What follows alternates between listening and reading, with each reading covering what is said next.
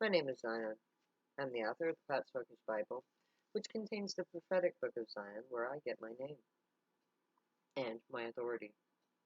Now, today, we're talking about the 18th chapter of the Potsmoker's Bible, which is the 15th chapter of the book of Zion. The name of the chapter is And the Songs of the Temple. This is the fourth part, and it is the first part of the dissertation. So, shall we begin? Micah 5, 7 to 14, Zion 15, 1 to 8. And the remnant of Jacob shall be in the midst of many people, as a dew from the Lord, and as showers upon the grass, that tarrieth not for man, nor waiteth for the sons of men. And the remnant of Jacob shall be among the Gentiles, in the midst of many people, as a lion among the flock of sheep, who, if he go through, both treadeth down and teareth in pieces, and none can deliver. Thy hand shall be lifted up upon thine adversaries, and all thine enemies shall be cut off. And it shall come to pass in that day, saith the Lord, that I will cut off thy horses out of the midst of thee, and I will destroy thy chariots. And I will cut off the cities of thy land, and throw down all of thy strongholds. And I will cut off the witchcrafts out of thy hand, and thou shalt have no more soothsayers. Thy graven images also will I cut off, and thy standing images out of the midst of thee. And thou shalt no more worship the work of thine own hands. And I will pluck up thy groves out of the midst of thee, and I will destroy thy cities. Now, Micah is talking about retribution here. The retribution coming to the 2/3 of the population that fell in with the persecution of the innocents of this planet, i.e., the Zionites and the poor. The gray always work on more than one level, and here they are both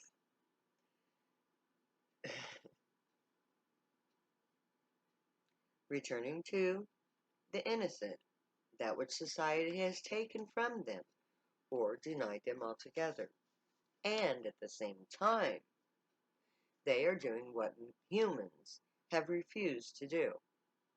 It was paramount that we stopped entirely using fossil fuels.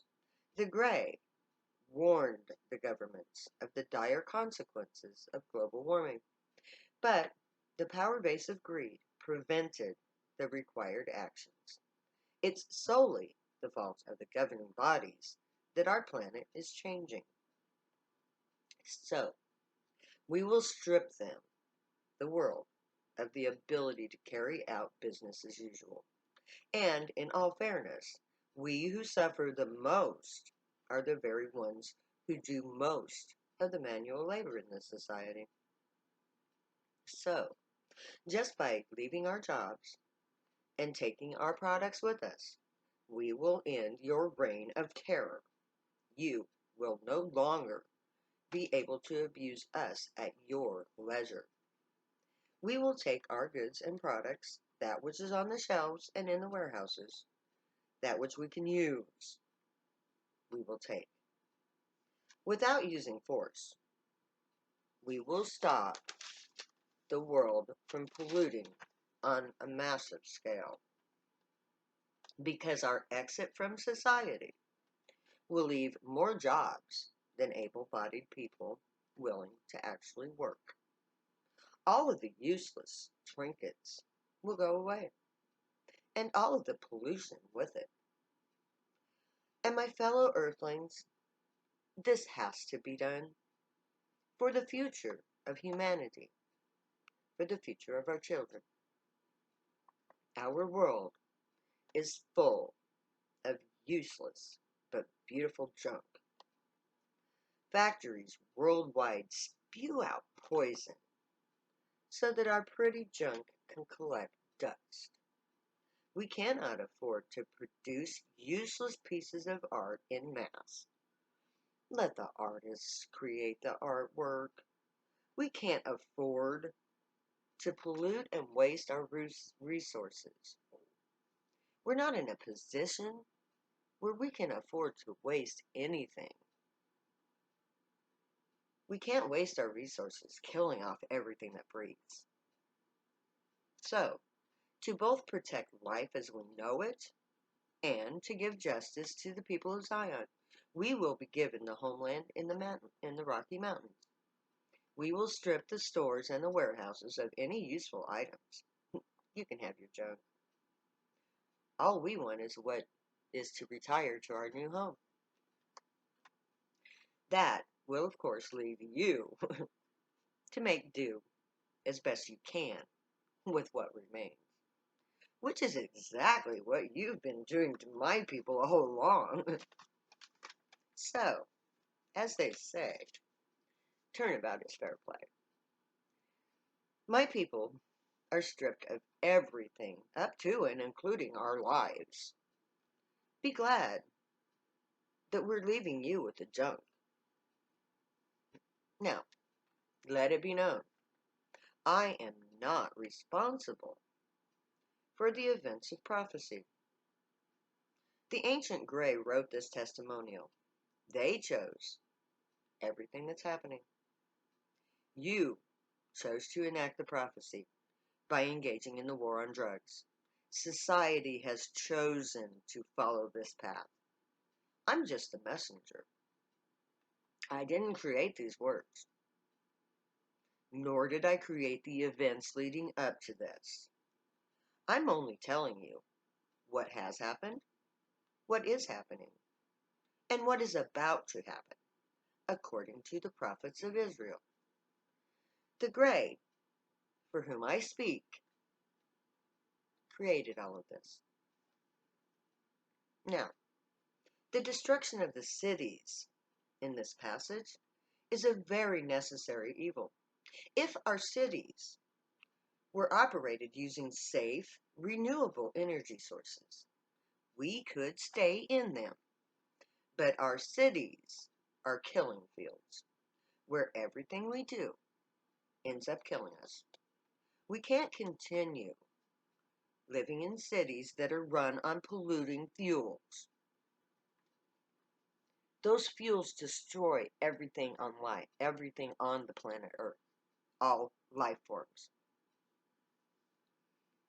The population that remains behind will have to learn to care for themselves. They will have to grow their own food and provide for their own needs. This isn't to be cruel, but to extend their lives as long as possible. It's tough love. But they've already chosen their fate. Only those who created or actually carried out the laws that brought this harm upon the planet will be kept out of Zion. Any person on earth who wasn't guilty of direct harm of others with knowledge will be able to choose to go to either Zion or to move to an allied nation. All who reject Zion and or the Gray as God have chosen to suffer their fate. This entire passage is telling us the rewards of being Zionite and the punishment of choosing man over God. Zionites will be allowed to strip the world of their possessions, just as the world has stripped us of everything that we own. While the foolish and the evil are left behind, to wonder how their so-called gods could have let this happen to them. Amos,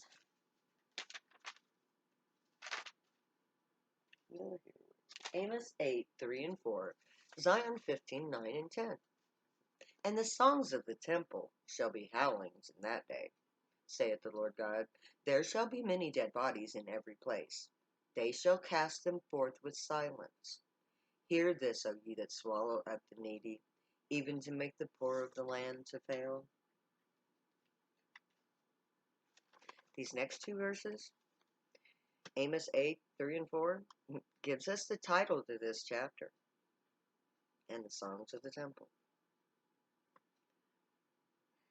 This is the day of judgment. One of the signs to indicate that the prophecy is active is the sign that the nature of the music created by the people of Zion will be howling. That music is all forms of rock and roll and all music stemming from jazz and soul, which includes hip hop and rap and all of the others. Okay? So if you get high and you listen to music and the music screams and howls, that's rock and roll. Even if it's not called rock and roll. But at the time in which the prophecy is to occur, the music will howl. Our music does howl. Our songs scream out our rage at how you abuse everything, especially us. This music is a warning to the world. When my people scream in your face that you're going down, then you are most definitely going down. You have pushed us and pushed us and pushed us. You've taken everything and given nothing in return. Who are you to lord it over us? How dare you condemn us when you are the ones who are responsible? We have warned you. You can see our rage. Jeremiah 9:19, Zion 15:11. For the voice of wailing is heard out of Zion. How are we spoiled? We are greatly confounded, because we have forsaken the land, because our dwellings have cast us out. Jeremiah tells us that we cry in pain. We sing how we are ripped off, beaten down, and treated like the greatest of all evils. When we forsake our land that has cast us out, this is a passage that screams in our music. It is our voice. You should listen to our lyrics. You will know our pain.